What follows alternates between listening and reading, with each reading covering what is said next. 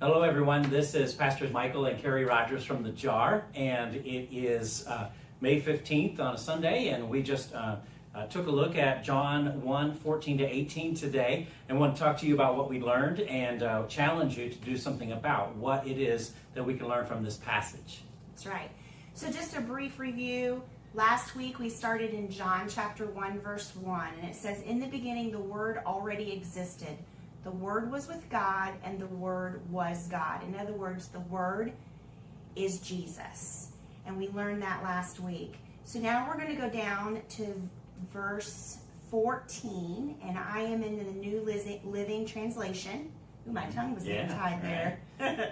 And we're going to go down to verse 14, and it says, "So the Word became human and made his home among us. He was full of unfailing love and faithfulness." And so like we said, I just stated, the Word actually is God. The Word is Jesus.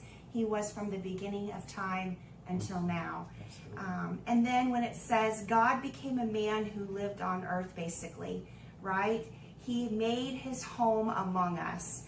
And when I think about that, I think about someone like Queen Elizabeth, who sits in this high throne and who has all this authority and has been in the castle all of her life, 90 some years of her life, and everybody does everything for her. And, you know, they cook for her, they clean for her, all of these things. Imagine her one day looking at all of her people, all of her servants, and saying, "You know what? I'm going to go live among the common people. I'm not going to have anybody wait on me anymore. I'm not going to have anybody worship who I am as queen. I'm going to go and live as a common person." And how humbling that would be for her, and how much I'm pretty sure she probably wouldn't do it. And so to think about God, the God of all of the universe, actually taking the time to come down and put himself in a fleshly body, and to live both human and divine in one. And Philippians 2:7-8 also says, "He took the form of a servant, being born in the likeness of man." And so that just kind of backs up what John is saying, which is that in his divinity, he came down and came into a human form because he wanted to learn more about us. He wanted to understand us, and because he loves us. And I love what it says later on, and we'll talk about this in verse 16, but his unfailing love and his faithfulness for us. So then as we go further down into the verse 14, it says, "He was full of unfailing love and faithfulness, and we have seen his glory, the glory of the Father's one and only Son." Right.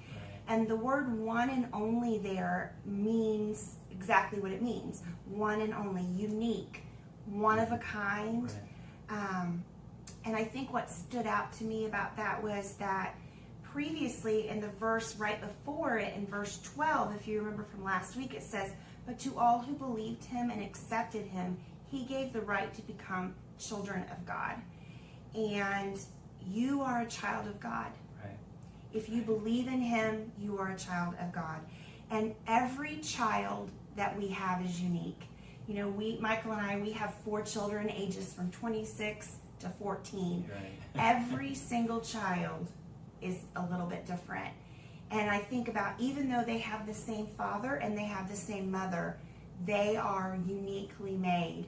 And so I love how John brings this out, that not only are we uniquely made and children of him, but when Jesus came down, he was God's only son, right, unique and the only one. There's another place where he says he's the firstborn among the brethren, not the brothers, but the people of God. He's the firstborn of us all. And so that uniqueness is great. We're going to talk about verse 15 in a second, but I just want to bring one more thing out about verse 14. It says that he became flesh and dwelt. And so what it says is that he transformed into flesh and pitched a tent in that flesh. He camped out for 33 years, waiting to go back home, just for us. How important that is for us to know that there was something in this passage about his divinity as well as his humanity, that he was from the kingdom there, bringing the kingdom here so that he could go back to the kingdom there and have connection with us. And so when it says in verse 15, John, he's talking about John the Baptist, John bore witness about him and cried out, "This was he of whom I said, he who comes after me ranks before me because he was before me." Now, you may not remember, but if you take a look at your passages about the Nativity, when Mary finds out that she's pregnant, she goes and spends time with Elizabeth, and Elizabeth is already 6 months pregnant with John the Baptist, which means as far as the earth is concerned, as far as birth is concerned, John the Baptist was first. Mm-hmm. So John is giving a nod to the divinity of Christ. Even though I was conceived before he was in this human body, Christ was the one who existed before me. And I think that's exciting because it reminds us that we're talking about a man who is also God. Right. Then we go down further in verse 16, and I'm reading once again from the New Living Translation. "From his abundance we have all received one gracious blessing after another. For the law was given through Moses, but God's unfailing love and faithfulness came through Jesus Christ." And so in verse 16, another way to put it is, and another reference that I would state is Ephesians 3:19, where it says, "To know the love of Christ that surpasses knowledge, that you may be filled with all the fullness of Christ God." And so when it's talking about his abundance and his fullness there, I kind of was wondering, what does fullness mean? And the definition of fullness means one blessing after another, right? Becoming whole, becoming complete. And so if you read that again, from his abundance, right, his fullness, we have all received one gracious blessing after another. And so it just goes back to because he came here, because he became a man and he came to us, that means that we have continuous blessings. And also in Colossians 2, verses 9 through 10, it says, "For in him the whole fullness of deity dwells bodily, and you have filled in him." So Colossians goes on to talk about, though, even though he was human, he also was divine. And that's what sets him apart from any other prophet, from any other great man. Right. He was both fully human and fully divine. And that's what sets us apart. And that knowledge is the knowledge that he is the Son of God. I was just thinking of this too. So this is John. You remember who John is. Throughout the Gospel of John, John calls himself the disciple whom Jesus loved. Now, he doesn't say the disciple whom Jesus loved best. It isn't about how much he is loved. It's the fact that he is just blown away that this Jesus loves him. And part of the reason for that is because of this. This is God in the flesh, and he loves me. And I think that there's something powerful for that for us. So when he says, "For from his fullness, from the blessing that he already is, just by being himself, we receive grace upon grace." I think it's interesting in verse 17, he goes on to say, "For the law was given through Moses. Grace and truth came through Jesus Christ." That's in the English Standard Version. And so the juxtaposition is not between law and grace. The juxtaposition is between the law and grace and truth. So the law, it was the old way of doing things. It was the way that you understood what it meant to be in a relationship with God. Here are the right things to do. I do those. Here are the wrong things to do. I forbid myself to do those. And in that, I can have a relationship with him. And we were so bad at it, he set up this whole sacrifice system, the sacrificial atonement system, to make sure that we could stay in connection with him. But now, it's not that the law isn't important anymore. Jesus said, "I came to fulfill the law" in Matthew 5. I didn't come to abolish the law. I came to fulfill it. But the cool thing is that he came with grace and truth. So everything that was in the law is still true. But that truth operates under grace. If you've ever noticed in the Hebrew writings, a lot of times whenever they name a few things, they always name the most important thing first. Right.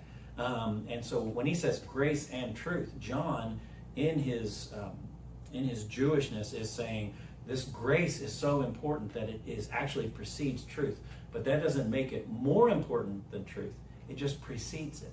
So the grace of Jesus Christ precedes the truth of Jesus Christ, and they are both important in our lives. But they are completely different than the law. Right. And so we were trying to figure out ways that we could challenge those who are already believers and those who are not yet believers. What do we do with this information? Right. So for the not yets, those of you who are like, what are they talking about? Yeah, right. Right? First of all, I want to point this out too in the last verse 18. Yes. In the New Living Translation, it says, no one has ever seen God. But the unique one, right, which we just learned is Jesus, who is himself God, is near to the Father's heart, and he has revealed God to us. And so I love verse 18, because even though we can't see God, we know that Jesus was God, and that through him we get to see God's heart. And I love that. Interesting, because he made us in his image. Right. And so when we act like Jesus, then other people get to see God's heart too. So for my not yets out there, if you're trying to figure out whether this thing's true or not, and what sets Jesus apart, I want to challenge you this week to look at the story in John. Yes, you get to skip ahead. In John chapter 8, verses 1 through 11. And in that story, you're going to see that grace comes before truth. That Jesus really shows who he is. And when he does that, he shows you his heart, God's heart, our Father, and how much he loves you. And so I challenge you, my not yets, I challenge you to do that this week. Yeah, and I want to add this. So if we are brand new to Oklahoma, and so nobody here knows us very well. So if you wanted to get to know us, you would either come and talk to us, or you would talk to someone back in Indiana who knew us pretty well. And so if you're going to know Jesus, you have two options. You can talk to Jesus, we call that prayer, or you can hear from someone who knew who Jesus was. And Matthew, Mark, Luke, and John are the people who knew him best, or the people who had talked to those who knew him best and got to know who Jesus was and wrote it out for us. So when she says to go into John 8 and do that, that's the first thing I think of is, if you want to know who Jesus is, find out from him, not from those people who maybe have told you online or in books or wherever else. So for your alreadys, those of you who already believe in Jesus, we don't want to leave you out. As a matter of fact, every week we try to make sure that we have a challenge for those who do not yet believe and those who already believe. And so what I want to do is I want to make you think of that concept of there's the law and then there's grace and truth. And there is a story in Matthew 12, the very first part of Matthew 12, where Jesus is confronting people at the synagogue on the Sabbath. It's in Matthew 12 at the very beginning. It's in Mark 2 at the very end and the beginning of chapter 3. And it's in Luke 6 at the very beginning. So Matthew 12, Mark 2, Luke 6, you'll see the same story three different ways. Now, why do I ask you to do this? If you're already a believer, there's a chance you've spent time in the Bible, but you may not have taken a look at all three of these stories at the same time and seen they're the same story told from three different perspectives. And it will give you a rounded understanding of how Jesus saw the Sabbath. And remember, keeping the Sabbath is one of the 10 Commandments. So that's the law, keep the Sabbath. But how did Jesus respond when his healing on the Sabbath was questioned? And if you would, then come back next week to Northwest Baptist Church at 4 o'clock next Sunday and tell us what you learned. Yes, please. We hope to see you all next week at 4 o'clock, like you said, at Northwest Baptist. We'll be here till the end of the month of May. That's right. Until further notice. Right. We have some big news coming up, but we can't tell you yet. We do. But come spend some time with us on your Sunday afternoons. Go do brunch with your family, spend time with your kids, but then come and join us at 4 o'clock and For learn that a matter, little bit more about who Jesus is. Go to the church that you've been frequenting, and then come and see us afterwards. We're not trying to steal you from that church, but if there is greater discipleship that you yearn for, maybe we can help provide that. Yes. All right. Hope to see you next week. Yeah, see you next week. And cut.